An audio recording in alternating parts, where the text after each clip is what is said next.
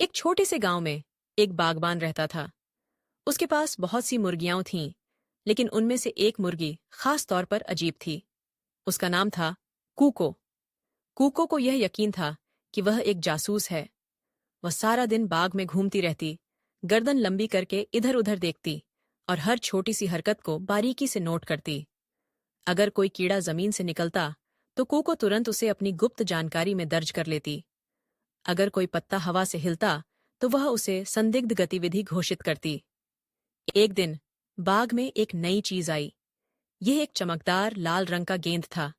बाकी मुर्गियां इससे डरकर दूर भाग रही थीं, लेकिन कूको ने इसे एक गुप्त हथियार समझा। वह धीरे धीरे गेंद के करीब गई, अपनी चोंच से उसे टकराया और फिर पीछे हटकर गौर से देखने लगी। गेंद बिल्कुल स्थिर रही। ये बहुत खतरनाक लग रहा है, कूको ने फुसफुसाते हुए कहा, जैसे वह किसी गुप्त मिशन पर हो। मुझे इसके बारे में जानकारी इकट्ठा करनी होगी। अगले कई घंटों तक कूको गेंद के चारों ओर चक्कर लगाती रही, उसे विभिन्न कोणों से देखती रही और अपनी चोंच से उसे हिलाती रही। उसने अपनी दूसरी मुर्गी दोस्तों को भी बुलाया और उन्हें खतरनाक हथियार दिखाया। बाकी मुर्गियां गेंद को देखकर हैरान थीं, लेकिन उन्हें यह खतरनाक नहीं लगा।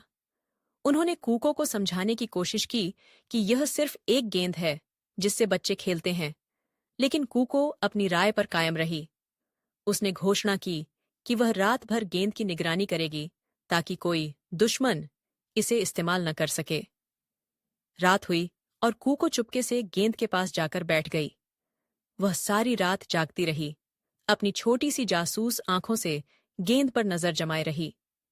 अगली सुबह जब बागबान बाग में आया और गेंद देखी तो वह हंस पड़ा। उसने मुर्गियों को बुलाया और उन्हें बताया कि यह सिर्फ एक बच्चों का खिलौना है। बाकी मुर्गियां शर्मिंदा हो गईं, लेकिन कूको ने अपनी चोंच हवा में ऊंची की और बोली, मैं जानती थी यह एक भेस बदला हुआ रोबोट था, लेकिन मेरी होशियारी से वह नाकाम हो गया। मिशन सफल। बाकी मुर्गियां एक दूसरे को देखकर हंस पड़ीं और बागबान ने सिर हिलाया।